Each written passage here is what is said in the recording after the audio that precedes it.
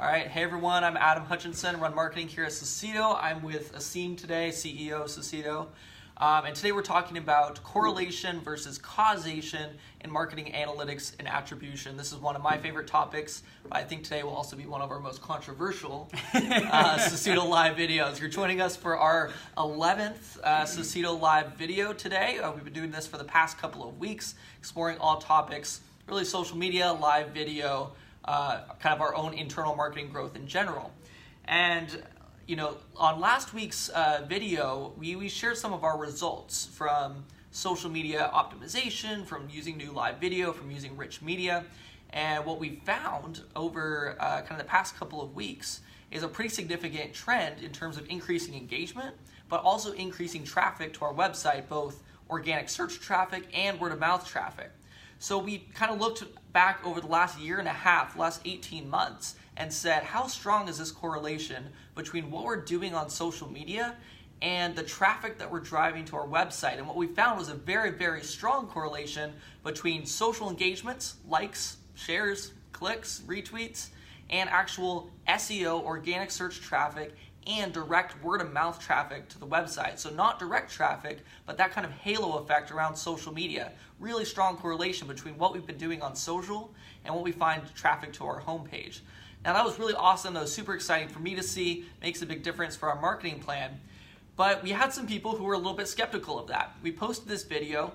We had a lot of comments back of, people aren't used to measuring social media in this way. We're in a very ROI dominated marketing world right now. Everything needs direct attribution.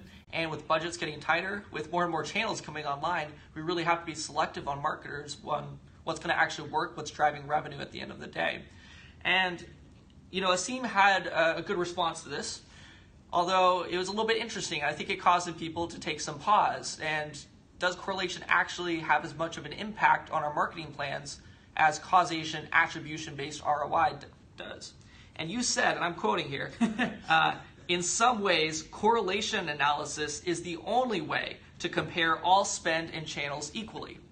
Now, for any marketer with an ROI-based background, analytics background, that's kind of a bold statement. The only way to compare all spend and channels is through correlation. What did you mean by that? That's right. Well, first off, listen, I agree that correlation does not equal causation. I think that from a statistical perspective, that is the baseline and foundational piece that we have to believe. The challenge is that I don't believe that there is actually any way to truly understand causation in marketing.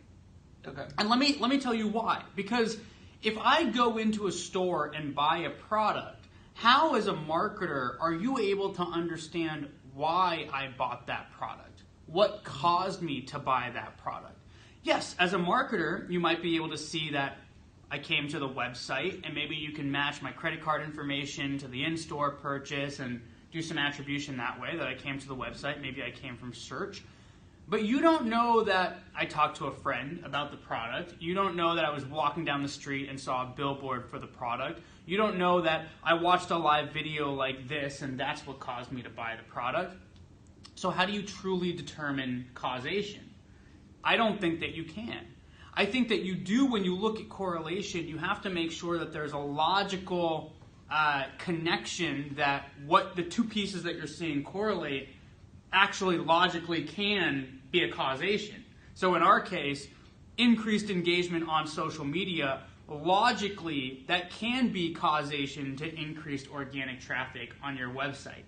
I was reading this post from a Chief Martech blog, and I think the example, Chief Marketer blog, the example that they gave was that there's a correlation between the age of Miss Americas in between 1990 and 2000, correlated that with increased violence via people using certain weapons, right? Like a crime rate.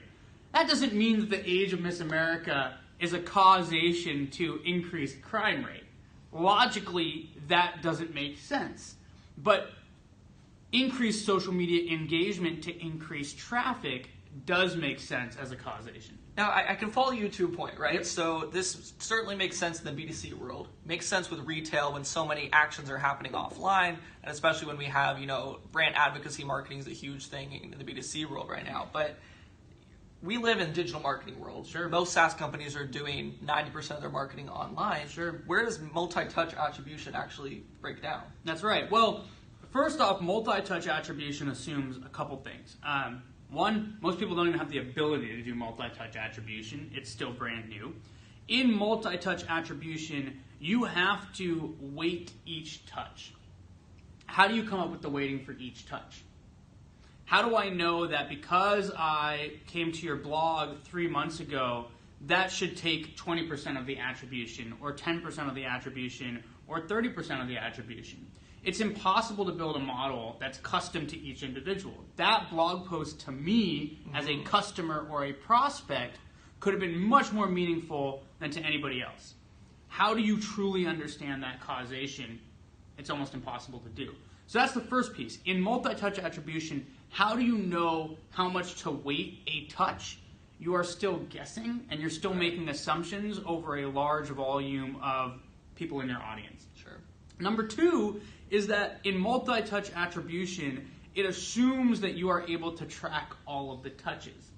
That is impossible as well. Yes, as digital marketers, we can track more than anything before, right? We can track, did you go to a blog? Did you click on an email? Did you talk to a sales rep?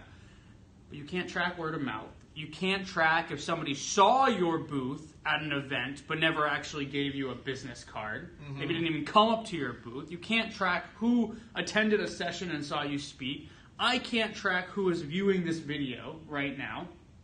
So you can't track everything. And if that's the case, then you'll never be able to fully realize causation even with multi-touch attribution. I'm not saying multi-touch attribution is bad. You should continue to do it, but I don't believe that multi-touch attribution proves true causation. Sure.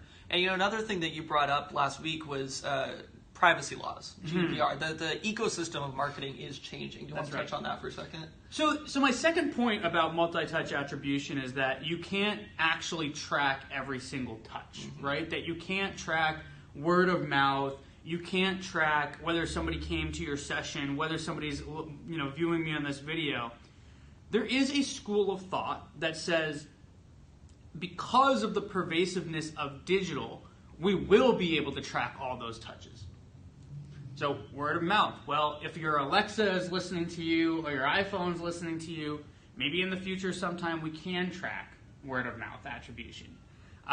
If you've got a billboard and you can put a camera up and see every single person that came into visibility of that billboard, and then through facial recognition software match that back up to your customer base, maybe you can track attribution. From this video, maybe we're able to hack together a way to view all of the usernames of everybody watching this video right now and then correlate that back to who's actually coming to your database. That's fantastic. But as many of you I'm reading your facial reaction, and I'm sure many of you are thinking the same thing. Like, nobody wants to live in that world, right? Where Alexa and your iPhone is listening to you all the time, and marketers can track exactly what you did. Nobody wants to live in a world where they're always under a camera and living under facial recognition. And so as technologists, I think that we're at this kind of peak of what you can track on digital. I think we'll go a little bit further. We'll continue to track more. But in the long run, there will definitely be a pushback from society around privacy and not wanting everything to be tracked. So GDPR is being released in Europe this year. And that is a very clear political move to say we don't want everything to be tracked. Right. You are seeing more and more ad blockers coming up in the Facebook. The classic Facebook case study is when they released Beacon like 5 years ago, and there was just a massive amount of pushback to I don't want my purchases tracked by Facebook and published on Facebook because we care about our privacy. So that's the conclusion that I think many as marketers have to realize is there's only so much that we can track. And as much as technology evolves and as much as consumers are doing more and more of everything through technology or via technology or around technology, you'll never be able to track every single touch. And we as marketers have to live with that. Right. Okay, so we can't track everything. We know there are some channels that we do have pretty accurate causation on. We can look at, for example, social advertising. Someone clicks through on my ad, they make a purchase directly on that landing page. I know that ad drove that traffic, drove that conversion. That's right. So in a world of limited resources, limited time, why should I care about the channels that I can only rely on correlation if I have other channels that I can invest my money on and know what I'm going to get at the other end? Well, because you don't know how much those channels that... Okay, so first of all, I don't think that you have any channels that you can prove causation with. Because even a paid search ad, paid search or email are the two easiest ones, right? Because you know exactly who clicked on that paid search ad, exactly how much that cost you, and did they buy or not. Same thing with email. You know exactly who clicked on your email, and you know exactly whether or not they bought. Using systems like Marketo and lots of other marketing automation, you know all the touch points that you had with those customers. But you don't know what actually influenced them. Sure. Even that is not causation, because somebody who clicked that paid search ad could have come to your website like 3 times before from a different IP address, and you wouldn't know. They could have seen your brand somewhere else, and that's what caused them to click the paid search ad. You paid for it, but really the thing that caused it was a brand campaign that you did 3 months ago. Right. So that's what I mean, is that there is no, there's no true way to actually determine causation, even from the channels that we have really good attribution on. Right. So what about the channels that you only have correlation on? Well, you have to first come to the conclusion that no channel you actually have causation on, so all you're left with is correlation, which means that strong correlation coefficients are meaningful. As long as you as a marketer can make the logical connection between causation. And instead of going and trying to do causation against every single channel, I would start with looking at what's your correlation coefficient across all of your channels. Which channel has the highest correlation? Start there. Right? We know that a marketing mix is a mix. Right? You have to be diversifying your investments. And yes, you've got to track and measure ROI. But I don't think that you can actually compare apples to apples from this direct attribution, or what some folks call causation methodology. So no channel, completely causation. Correct. That being said, Gartner says this year in 2018, marketers will spend over $30 billion on social analytics and social data collection infrastructure. Is that a waste of money, or what's the bright side to all of this? No, listen, you need to track, right? You need to go and track how many engagements you're getting, how much traffic you're driving, right? You can't actually put together a correlation coefficient unless you have the data set on both sides, right? In order for us to come up with the correlation between social media engagement and traffic, we needed analytics on social media engagement, which a lot of people don't have, and we needed the ROI and analytics on our website traffic, which we get for free through Google Analytics. So you have to measure. Right. You have to be keeping track of all of this. Otherwise, you can't do a correlation or a causation analysis. But I think when you make the decision at the end of the day, what are you keeping and what are you not keeping, it can't be just reliant on causation. I actually think that correlation might be a better methodology for you to use. Great. All right, well, hopefully we've convinced some of you here. Maybe not all of you yet, but that's what the comments are for. Go ahead and retweet us. Love to talk to you. Any final thoughts today, Asim? No, listen, I think measurement is hard in general. And absolutely, there are always things out there where you can make up stories, you introduce biases within what you're measuring. There's always conclusions that people can justify or make an argument for. I do think that the basis, the foundational logic of correlation is not causation needs to be in the back of your head all the time, right? You really do need to understand, just because there's a correlation doesn't mean that there's a causation. But we also need to realize that we don't actually have perfect causation on anything in marketing. Right. So I think if you keep those two things in mind, measure everything, absolutely. But then when you're making decisions, realize that there's some things that we just don't know. We can't perfectly, understand causation with everything. And correlation actually helps us a lot in understanding what channels are performing better than others. Awesome. All right, we'll go see our last video where we actually proved the strong correlation between social media engagements and website traffic. That's on YouTube. It's also on our Periscope account. And follow along in the comments. We'd love to hear how you're tracking things, if you have any other different opinions than what we've talked about today. Thanks, everybody, for hanging out, and appreciate all the comments. Thanks, everyone.